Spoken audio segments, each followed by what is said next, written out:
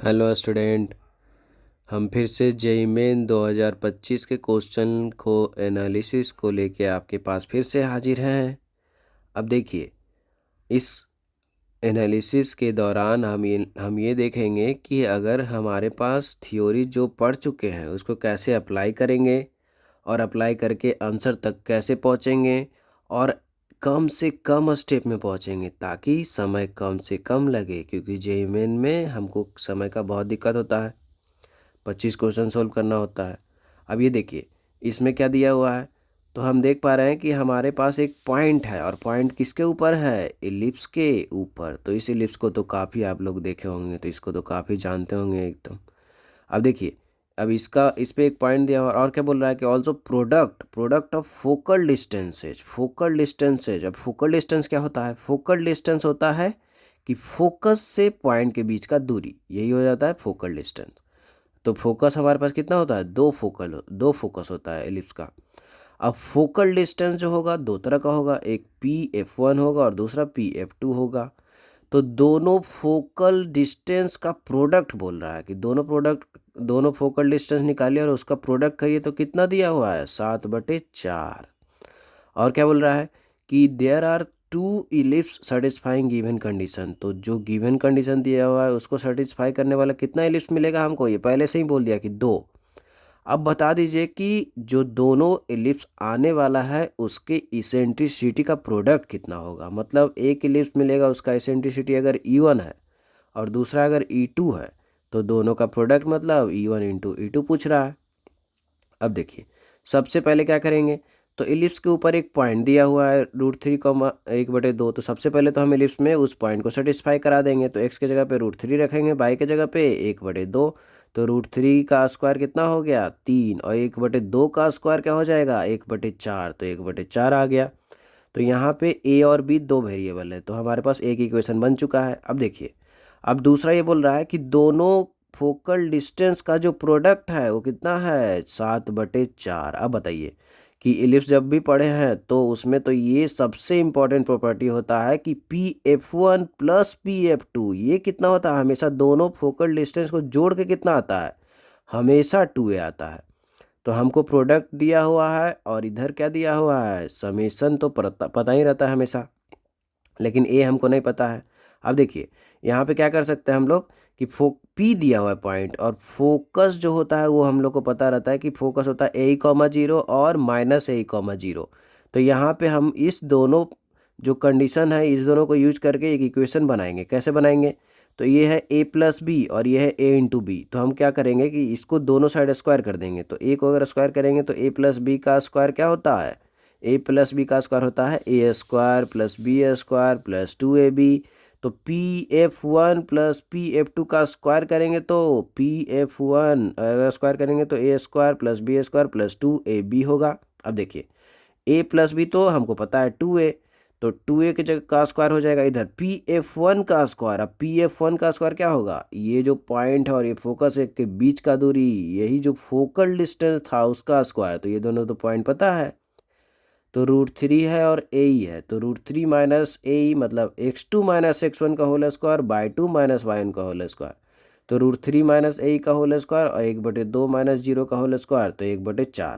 तो देखिए, √3 माइनस ए का होल स्क्वायर और 1/2 का होल स्क्वायर कर दिए। उसी तरीके से जब P(f2) का होल स्क्वायर होगा तो √3 प्लस हो जाएगा, क्योंकि माइनस माइनस क्या हो जाएगा? प्लस। तो √3 प्लस ए का होल स्क्वायर प्लस 1/2 का होल स्क्वायर। अब इधर 2 इंटू P(f1) इंटू P(f2), देखिए दिया हुआ था 7/4, यहाँ से 2 गुना चाहिए इसका। तो 2 गुना करेंगे तो 2 से दोनों साइड अगर गुना करेंगे तो ये क्या बन जाएगा? 7/2। तो यहाँ पे इसके जगह पे क्या लिख दिए? 7/2। अब ये परफेक्ट स्क्वायर दोनों खोलेंगे, तो परफेक्ट स्क्वायर खोलेंगे तो A-B का whole square A²B² minus 2AB। इसको खोलेंगे तो A+B का whole square A²B² plus 2AB। अब ये देखो कटने वाला है। अब ये 1/2 का स्क्वायर 1/2 का स्क्वायर 1/4 1/4, तो 1/4 1/4 को जोड़ने पे 1/2 आएगा। तो यहाँ 7/2 प्लस 1/2 हो जाएगा, तो सात एलसीएम आ जाएगा 2। तो 7 प्लस 1 8/2 कितना हो जाएगा? 4। तो इधर से 4 आ गया। और देखिए, ये 3 3 दो बार था तो जुड़ के कितना हो गया? 6। अब ये तो कट चुका है और यहाँ पे A² ये स्क्वायर था, यहाँ भी A² दो बार, तो 2A² ये स्क्वायर हो गया। अब इधर तो 4a² बस आ रहा है इधर से। अब यहाँ पे देख रहे हैं कि हमारे पास दो वेरिएबल है, a² और e²। तो हम क्या करेंगे कि a² और e² को उस साइड भेज दिए, तो आराम से 6 4 कितना हो गया 10। अब यहाँ पे देखिए a² है हमारे पास दोनों जगह पे, तो a² भी कॉमन निकलेगा, साथ साथ में कौन कॉमन निकल सकता है 2 भी। तो 2a² कॉमन निकालेंगे तो यहाँ पे बचेगा 2 और यहाँ पे बचेगा e²। तो यहाँ से 2 से अगर हम भागा दे दे तो 10/2 कितना हो जाएगा 5, और बटे कितना हो जाएगा 2 - e²। तो यहाँ पे हम लोग a² निकाल लिए हैं e² के टर्म में। तो हम देखिए पूछ क्या रहा है, पूछ ये रहा कि प्रोडक्ट ऑफ इसेंट्रिसिटी, मतलब फाइनल हमको ई चाहिए, तो हम उसके अलावा जो वेरिएबल है उसको हटा देंगे तो ई मिल जाएगा। अब देखिए हमारा जो यहाँ पे मिला था इक्वेशन नंबर 1, तो इसमें से हमारे पास क्या क्या है a² और b² है। तो a² तो हमारे पास ये यहाँ पे है, लेकिन b² एक्स्ट्रा है, तो हम क्या करेंगे इसको इसेंट्रिसिटी में लेके जाना चाहेंगे, और इसेंट्रिसिटी का फॉर्मूला में आता है b²/a²। तो इसीलिए हम इक्वेशन 1 को किससे गुना करेंगे a² से। तो a² से गुना करने पे क्या होगा कि इक्वेशन 1 को अगर हम a² से गुना करेंगे तो a² नीचे वाला कट गया, यहाँ पे a²/b² हो गया और यहाँ पे a² आ गया।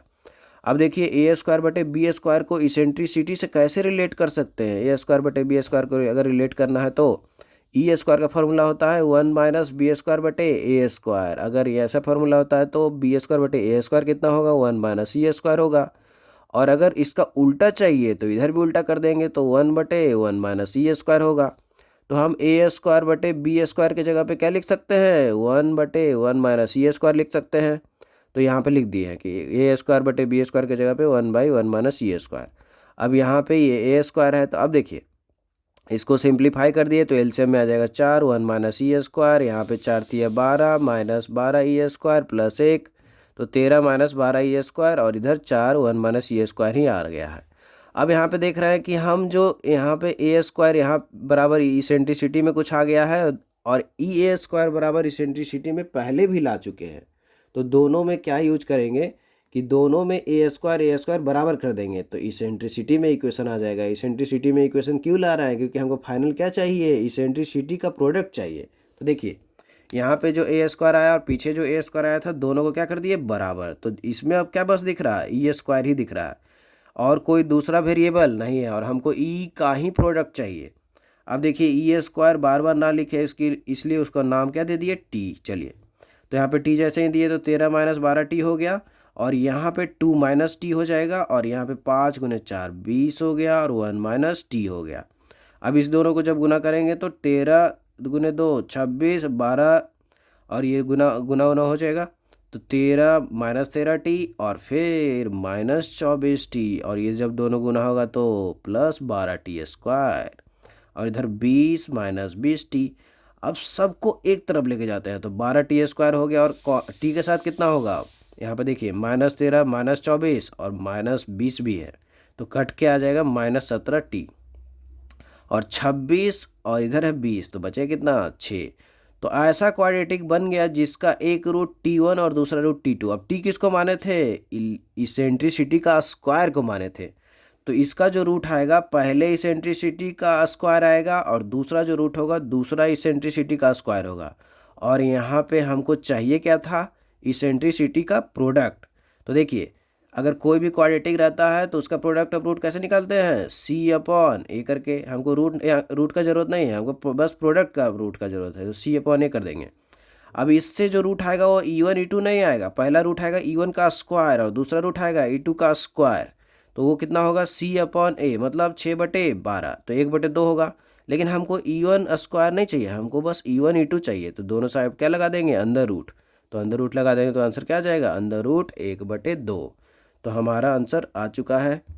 तो एलिप्स का बहुत ही कॉन्सेप्चुअल क्वेश्चन पूछा गया था, जिसमें कि अगर सही रास्ता पकड़ेंगे तभी आंसर तक पहुंचेंगे, और ये सही रास्ता कैसे पता चलेगा इसी प्लेटफॉर्म के तहत पता चलेगा। आपको बहुत सारा क्वेश्चन का प्रैक्टिस कराया जाएगा, आपका कॉन्सेप्ट क्लियर किया जाएगा, ताकि आप जैसे ही क्वेश्चन देखें तो आपके मन में कुछ क्लिक करे और उस रास्ते पे आप चले तो तुरंत आंसर तक पहुंच पाए, और आंसर तक पहुंच पाए तो फिर 4 मार्क्स मिल जाएगा आपको, और आपका मन पसंदीदा कॉलेज भी मिल जाएगा।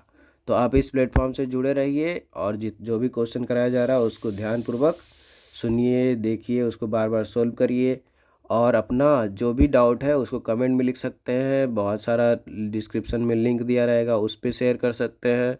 तो आपके सारे डाउट को क्लियर किया जाएगा ताकि आप भी मैथ का क्वेश्चन बना सकें